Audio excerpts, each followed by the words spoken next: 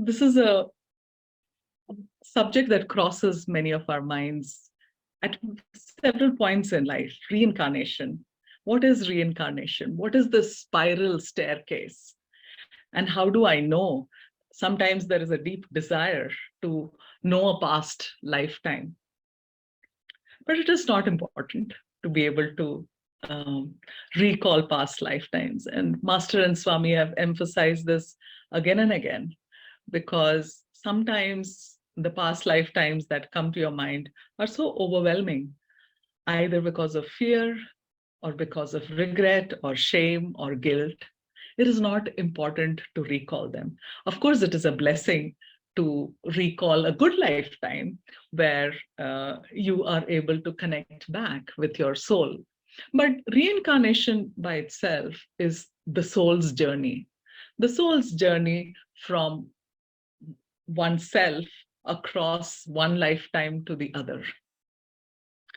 And Master used to say this, that the body gets weary.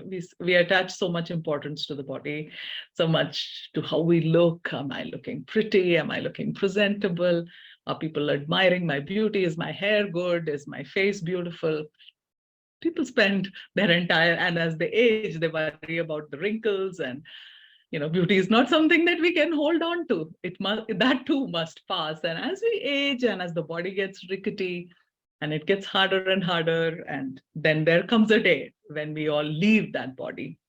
And that is a freedom and release in and of itself, because then you get to release a lot of burdens and bondage of this lifetime and have another lifetime, a reset button.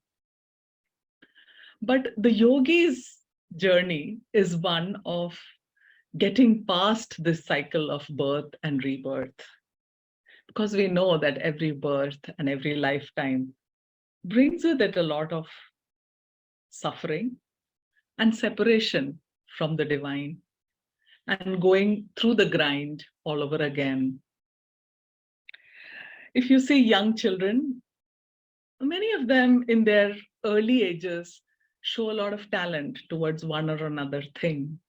And oftentimes that talent comes from a previous lifetime. Someone's, a child prodigy for art or music or dance. They're way beyond their age group.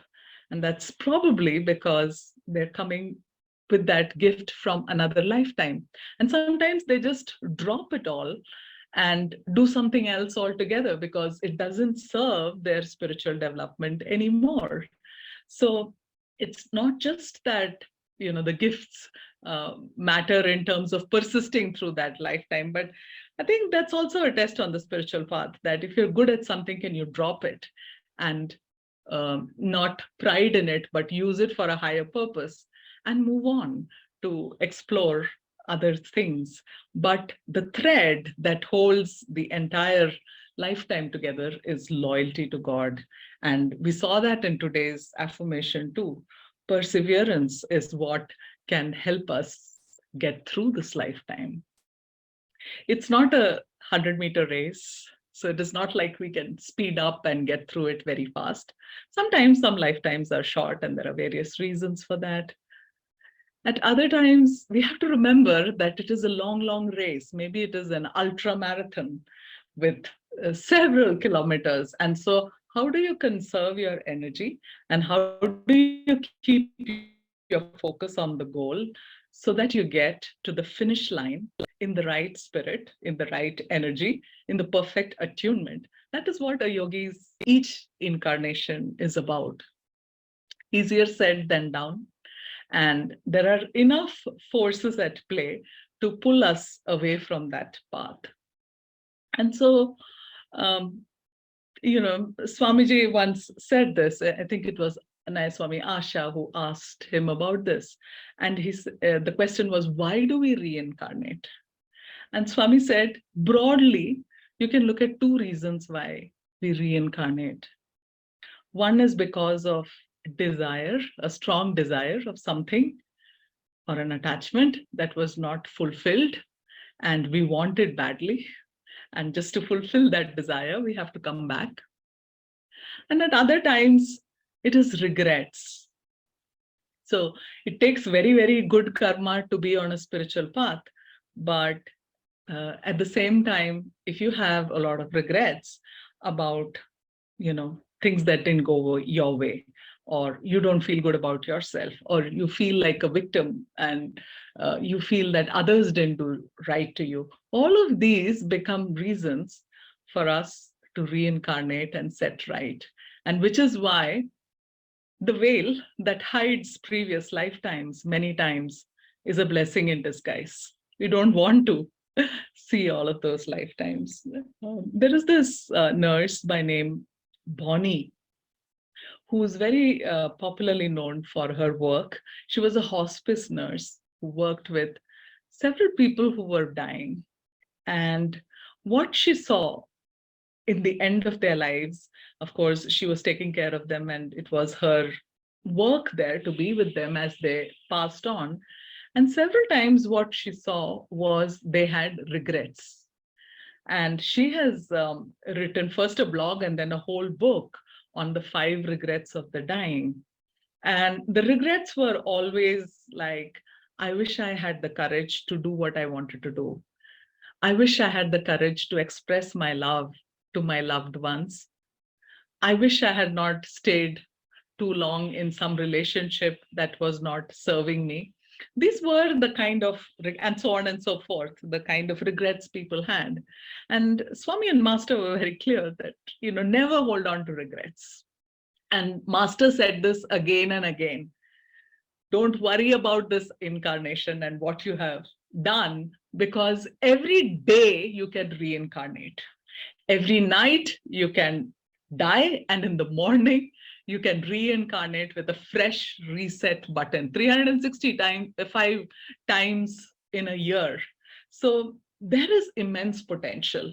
There are many possibilities that we can do with our lives if we want to, and it is never too late. God is always waiting to see, when do we ask and allow him to come into our lives. But this is also the Maya of life. And that is where I think this staircase, the spiral staircase, the spiritual path, is not a vertical flight of steps that you just climb up one after the other and straight up there you've arrived. No, it's a spiral staircase. What happens when you're on a spiral staircase? At the same level, you're taking a circle. And when you're taking a circle, during one half of the circle, you don't even see the end, right? And then you come to that point, and then there is another flight of stairs, and you're slowly going up the spiral, and you're going up the spiral. And I vividly remember Swami Jayaji sharing once. I was asking him about, how do you create lasting change in your life? One of the fallacies of my earlier days on the path. And he said, it's like a spiral staircase. So, Divine Mother, once you have overcome a certain limitation, there's a little bit of, pride that starts coming to us that, hey, I've done this well and I'm good at it and whatever. And then she comes back to test you. And that's how he explained the spiral staircase. And are you able to pass that one? If not, then you go back. And so life is a school, and the staircase is spiral. And the journey is from the lifting up from whatever state of consciousness we are to the higher realms of consciousness. We can take as long as we want, or we can take as little as we want. But the key is to overcome the obstacles. I'm going to ask you to do a little exercise that Master did several years ago, decades ago, maybe even a century. I don't know when exactly he did it, but he did it in America. And I'm going to invite you to do that exercise. And the exercise is that just sit for a moment in a meditative posture like you would. So taking that time to root your feet on the ground if you're on a chair, sitting nice and tall, placing your palms facing upward at the junction of thigh and abdomen, and close your eyes. Keep your gaze uplifted. And take 60 seconds to visualize your life. Yeah, you've been through a life of whatever number of decades. I invite you to take exactly 60 seconds to go over this lifetime. Your time starts now.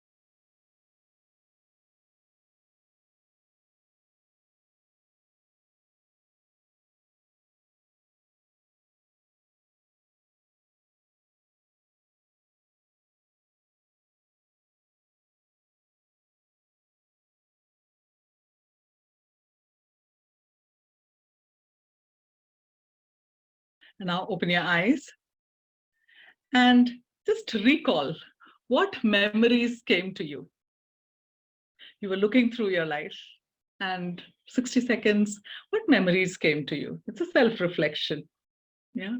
And this is what Master said, that those who have happy memories coming up for them, they're lucky, because they're looking at possibilities, solutions, the optimism, and the desire for God, and they're on a good wave altogether. They have good tailwind, you can say. And for some of you, the more difficult memories may have come. Somebody, and of course there is always an effect of recency or sometimes trauma. So those memories come up for you. And he said, if those are the kind of memories that are coming up for you, then there is more work to be done, because you probably currently are in a state of consciousness which is one of problems, of difficulty, of sadness. And that's where we are. So there is no judging you on that, but it's a little idea for you to try and do things which take you towards choosing to be happy, and think more often about the good things, the graces that you've had from the divine in this lifetime. So just changing our thought patterns can make a big difference.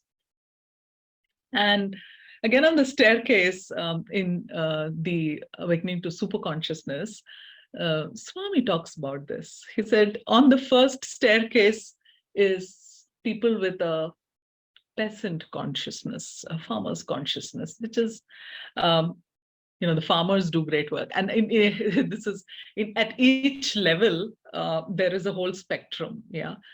But by peasant, he means people who are in a very body and very, a struggle which is very, very, very heavy, right?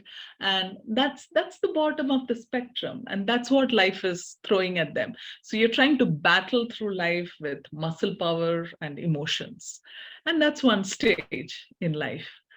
And then as we evolve, we come to the next level of consciousness. And there is this cosmic intelligence, which is fueling our growth, our progress on the path. And you come to that point where you have a bit of a merchant consciousness. A merchant's consciousness is one of, I will do some seva, I will do some service, but how can I monetize it? How can I will offer something, I will sell something, but what is it? What is in it for me? So they're very selfish, right? Even if they make a donation, they want to make a big deal about it, everybody to know, and to be acknowledged for it from the divine. So it's almost like, I pay you so much, and what will you give me, God? And God doesn't need any of those kind of barter systems, but we're stupid enough to do that at times. And that's the merchant consciousness. And then you go to the next level of the spiral, you evolve from that. You do that a few times, you realize it isn't working. There is some support, you're doing some things to uplift yourself. And you come to the next level, which is the warrior consciousness. And the consciousness of a warrior is one of selflessness. The warrior is ready to fight the battle for others. They are ready to lay their lives for protecting others. And that is a higher degree of evolution where the intelligence has, in some ways, been awakened to higher realities beyond oneself, I, me, mind. And that's a good place to be in. And that's a good place to cleanse a lot of things that we've done in the past and fight those rightful battles. Fight the battles that life is throwing at you with courage and with persistence. And remember that it is a long journey of the soul back to its source in the divine. And then the higher level comes, which is one of a priest consciousness, for want of a better word. That's how Swami describes it, which is living more in tune with higher realities and disseminating that knowledge and wisdom, living it, and sharing it with others. Now, you don't take it literally, okay? It is not as if these professions are essentially attached. That's the fallacy of the whole thing. It's about where is your consciousness? How much are you willing to share what is powerful to those who need it? How are you able to grow your own intuition, your cosmic intelligence, to make a difference in other people's lives and live selflessly a life devoted to God? There may be many external, you know, things that people do. Like, for example, there are many ashrams where people go for vanprasth and they make a big noise about it, saying, this is what I'm doing, and all of that. And they're very ritualistic and they're all doing the thing. But the inside, the consciousness hasn't changed much.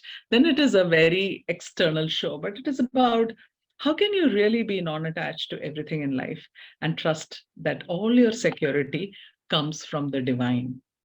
And that is the journey of the evolution of the soul. And that is the climb of the spiral stairway, to the divine. And the divine is nothing but higher consciousness. And heaven is nothing but that space of higher consciousness. And our lives are replete with possibilities. At every point in our life, there is two paths. One which is towards the right, to the higher consciousness, and the other one which is towards the left, which takes you away from your path. That choice we can make. That choice we can make every day. Every time we make the right choice, we are in some way building this incarnation and evolving in the soul's journey to the divine. So that's really the essence of the spiritual path.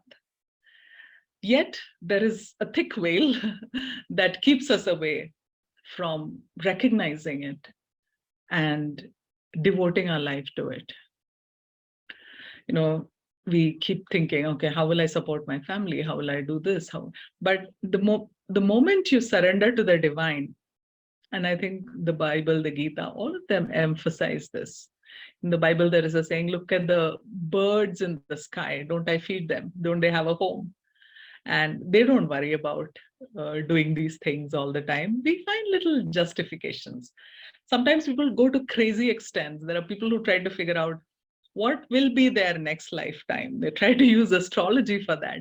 And how can they invest some wealth there so that they can take this wealth into the next lifetime? And that's like extreme attachment and insecurity. But why should yogis fear? Krishna said to Arjuna, be thou a yogi. And the yogi's strive is about shedding everything that is not serving them and going towards the light, going towards the divine. There will be dark passages in the way.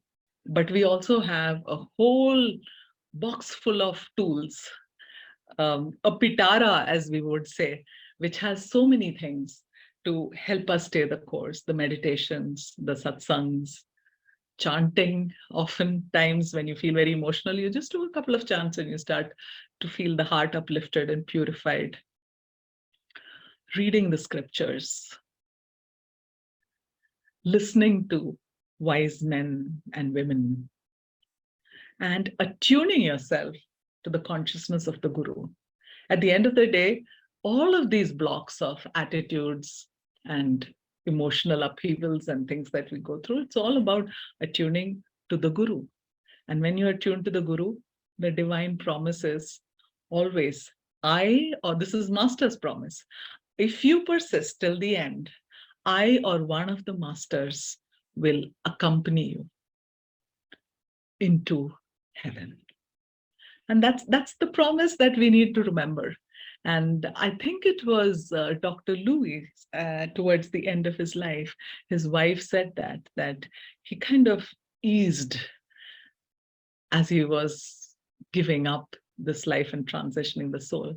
And suddenly there was a point where he started to look like Sri Yukteswarji. And it probably was Sri Yukteswar who had come to pick him up. So these things happen again and again. We see it happen around us. And that's the only reality. And there is nothing to fear. So with that, just remembering to use all your tools to stay on the spiral staircase, never tumble down, or even if you do, remember to get up and offer even that to masters and say, here I am. And that's the only way to go beyond. The way to go beyond is to offer both the good and bad. And God loves it when we offer our limitations to them. We think we must offer only the fruits of our good work, but we love it when we embrace our imperfections and we make the best effort to do the best thing, to do the right thing, 100% effort. So no absent-minded, half-hearted things, because everything is an offering to the divine. But when you fail, when you're flawed, when you fall badly, when all around you laugh at you, that's great, because that is the time when our ego really takes a beating and creates some space for the divine to come. So that's what we are after. And like Swami's song goes, many hands make a miracle, people walking together. And that's what we have in Ananda. And that helps us celebrate our lives and climb up the spiral staircase. Much joy to you.